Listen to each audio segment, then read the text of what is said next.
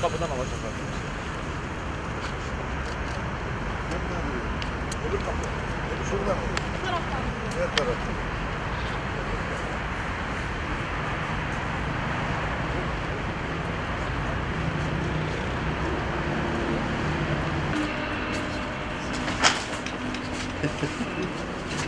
Şuradan al abi. Dışarı arkadaşlar. Dışarı.